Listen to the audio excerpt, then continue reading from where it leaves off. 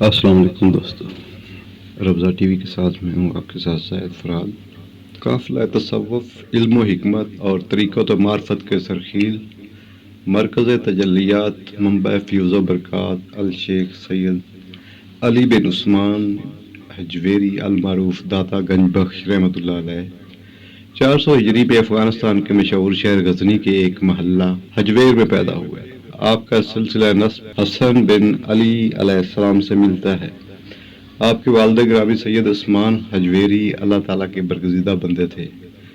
آپ نے اپنے وقت کے جید اور نامور علماء اور محققین سے مذہبی تعلیم اور علوم حاصل کیے۔ ملک شام میں شیخ ابو الفضل محمد بن حسن ختلی رحمۃ اللہ علیہ کی رہنمائی میں روحانی سفر کا آغاز کیا اور آپ نے شیخ کی اقتداء میں روحانی مراتب کی بلندی کے لیے مجاہدے اور ریاضتیں کی۔ دور دراز کے سفر کرتے ہوئے حضرت سیدنا بلال حبشی رضی اللہ تعالیٰ عنہ کے مزار انور کی زیارت کے موقع پر خواب میں سرکار مدینہ خاتم النبیین سرکار دو عالم حضرت محمد صلی اللہ علیہ وسلم کی زیارت سے مشرف ہوئے۔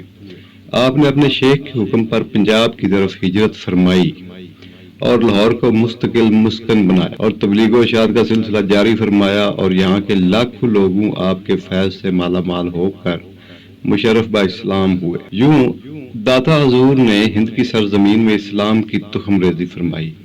آپ نے لاہور تشریف فرما ہو کر ہندوستان کی پہلی مسجد کی بنیاد رکھی، جس کے زیر سایہ اسلامی علوم و معارف کا وہ عظیم المرتبت مکتب اور محبت و رواداری سے مزین وہ رفیع شان خانقاہ قائم ہوئی کہ جس کی برکات سے نہ صرف لاہور کے مسلمان کا ایک عام اور مضبوط مرکز بن گیا، بلکہ یہاں سے مسلمانوں کے ایسے رجال عظیم اٹھے کہ جن سے پورا ہندوستان فیض یاب ہوا، اور اس شہر سے اسلامی تہذیب و تمدن کے ایسے چشمے پھوٹے کہ جس نے دنیا کو سیراب کر دیا۔ مسجد کی تعمیر کے وقت حضرت داتا رحمۃ اللہ علیہ مسجد کا رخ سیدھا مغرب کی بجائے مائل بجنوب رکھا تو لاہور کے علماء معترض ہوئے، تو انہوں نے تمام علماء لاہور کو کھانے پر دعوت دی، نماز کی امامت خود فرمائی اور بعد ازاں فرمایا بعد لوگوں کو مسجد کی سمت کی قبلہ پر کچھ شک۔ میری درخواست ہے کہ ایک ساتھ کے لیے آنکھیں بند کر کے مراقبہ کریں۔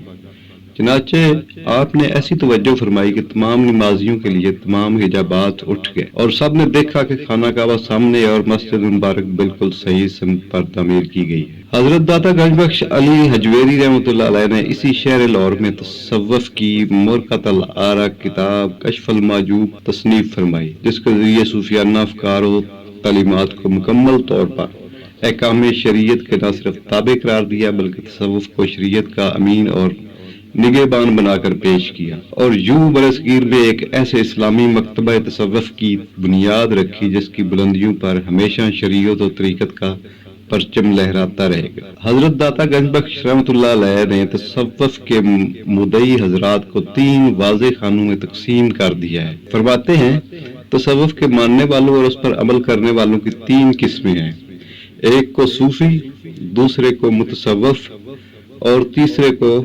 مستصوف کہتے ہیں۔ صوفی وہ ہے جو خود کو فنا کر کے حق کے ساتھ مل جائے اور خواہشات نفسانیہ کو مار کر حقیقت سے پیوستہ ہو جائے۔ متصوف وہ ہے جو ریاضت و مجاہدے کے ذریعے اس مقام کو طلب کرے اور وہ اس مقام کے حصول طلب میں صادق و راست باز ہو۔ متصوف وہ ہے جو دنیاوی عزت و منزلت اور مال و دولت کی خاطر خود کو ایسا بنائے اور اسے مذکورہ منازل و مقامات کی کچھ خبر نہ ہو۔ سلاطین اسلام میں سب سے پہلا بادشاہ سلطان مسعود بن سلطان ابراہیم ہندوستان میں وارد ہوا، جس نے آپ کے مزار مبارک کی زیارت کی سعادت حاصل کی اور مقبرہ تعمیر کیا۔ سلطان ابراہیم غزنوی سے لے کر اکبر، جہانگیر، شاہ جہاں اور تارا شکو تک سب کے سب یہاں آتے رہے اور اس وقت تک جو بھی حاکم وقت ہوا اسے اس دربار مقدس کی حاضری سے ضرور مستفید ہوتا رہا اور نظر عقیدت پیش کرتا ہے۔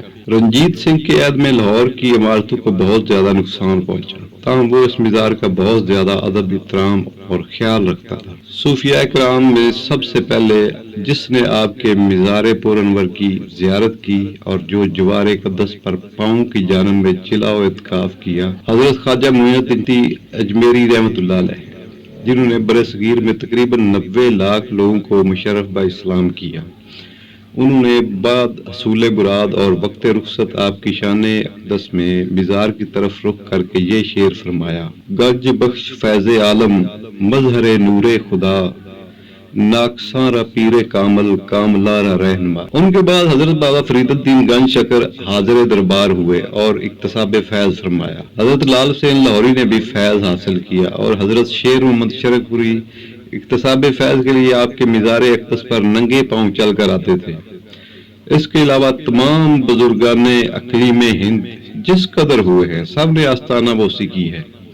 شاہ جہاں کے بیٹے اور اورنگزیب کے بھائی شہزادہ دارا شکوہ قادری فرماتے ہیں 40 جمعرات یا 40 دن مکمل کوئی ان کے دربار پرانور پر حاضری دے، اللہ سبحانہ و تعالیٰ سے جو مانگے گا سو پائے۔ داتا حضور جب لاہور تشریف لائے تو اس وقت یہاں کا ماحول یہ تھا کہ ایک ہندو رائے راجو پورے لاہور سے دودھ کا نذرانہ لیتا تھا۔ اسے جو دودھ کا نذرانہ نہ دیتا اس کے جانور پر ایسا جادو کرتا کہ اس جانور سے دودھ کی بجائے خون نکلتا تھا۔ ایک بوڑھی عورت رائے راجو کے پاس دودھ کا نذرانہ لے کر جا رہی تھی کہ آپ نے اسے آواز دی کہ کچھ دودھ قیمت لے کر مجھے دے دو، تو اس بوڑھی عورت نے رائے راجو کے جادو کا عذر کر کے دودھ بیچنے سے انکار کر دیا۔ اس پر حضرت داتا حضور رحمت اللہ علیہ نے مسکرا کر فرمایا اگر تم دودھ دے دو تو تمہارے جانوروں کا دودھ بڑھ جائے گا۔ چنانچہ اس خاتون نے دودھ پیش کر دیا۔ جب گھر گئی تو اس کی حیرت کی حد نہ رہی کہ جانوروں کا دودھ اس قدر زیادہ ہو گیا کہ تمام برتن دودھ سے بھر گئے، تو تنوں سے دودھ ختم نہیں ہو رہا تھا۔ جب یہ خبر پھیلی تو اگلے روز گردنواں کے تمام لوگ دودھ کا نذرانہ لے کر حاضر ہونے لگے۔ اس طرح درویشوں اور مسافروں کے لیے لنگر کا سلسلہ شروع ہوا جو کہ آج تک جاری ہے۔ رائے راجو کا دودھ کا نذرانہ بند ہوا تو اسے بڑا طیش آیا اور وہ حضرت داتا گنج بخش رحمۃ اللہ علیہ کے مقابلہ کرنے کے لیے سامنے آیا اور آپ کو مقابلے کے لیے للکارتے ہوئے کہا کہ تمہارے پاس کوئی کمال ہے تو دکھاؤ۔ آپ نے فرمایا میں اللہ کا عاجز بندہ ہوں، اگر تمہارے پاس کوئی کمال ہو تو دکھاؤ۔ رائے راجو نے جواب دیا تو لو دیکھو میرا کرشمہ یہ ہے کہ جادو کے زور پر ہوا میں اڑنے لگا۔ حضرت داتا حضور رحمۃ اللہ علیہ مسکرائے اور اپنے جوتے ہوا میں پھینک دیے اور وہ جوتے رائے راجو کے ساتھ ہوا میں اڑنے لگے۔ حضرت دادا گنج بخش رحمۃ اللہ علیہ کی یہ کرامت دیکھ کر رائے راجو نے توبہ کر کے اسلام قبول کر لیا۔ چنانچہ حضرت دادا گنج بخش رحمۃ اللہ علیہ نے اس کی شاندار روحانی تربیت کی اور اسے شیخ ہندی کا خطاب دیا۔ کیونکہ داتا حضور کی اولاد نہیں تھی لہذا شیخ ہندی کی اولاد اس وقت سے لے کر آج تک خانگاہ کی خدمت فریض سر انجام دیتی آ رہی ہے۔ آپ کے وصال کے بارے میں مورخین میں اختلاف پایا جاتا ہے۔ سفینۃ الاولیاء میں دارا شکوہ نے وصال باکمال 454 ہجری یا 464 ہجری ذکر کیا۔ غلام سرور لاہوری نے خزینۃ الاولیاء میں تاریخ وصال 464 یا 466 ہجری ہے۔ اے آر نکلس مترجم کشف المرجوب کے نزدیک وصال باکمال 465 ہجری یا 469 کو ہوا۔